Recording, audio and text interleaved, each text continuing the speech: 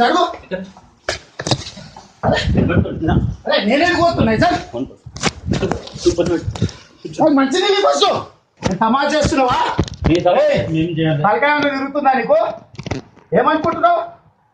జరుగు. ఇదిగా ఇడు ఇడు సార్ నువ్వు జరగా ఇడు. అరే ఇబ్బంది కూర్చుకుంటున్నావు. అప్పుడు జరుగు. నేను రిలాక్స్ గా నువ్వు కూర్చోండి సార్. అరే కూర్చుంటేనే జరుగు.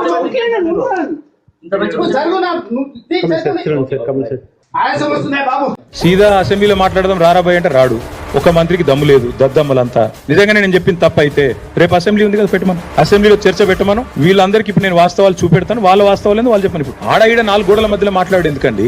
4 కోట్ల మంది ప్రజల ముందు మాట్లాడదాం. ఏం స్కామ్ మను స్కామ్ మాట్లాడదాం. ఏనాటికైనా చెప్తున్నా రేవంత్ రెడ్డి, నీలాంటి చిల్లరగాళ్ళ కేసులకు నీ లత్కోరు పనులకు భయపడేటోడు ఎవడు లేడు. నువ్వు మా ఇంటికి కూడా వీకలేవు, అది కూడా చెప్తున్నాను.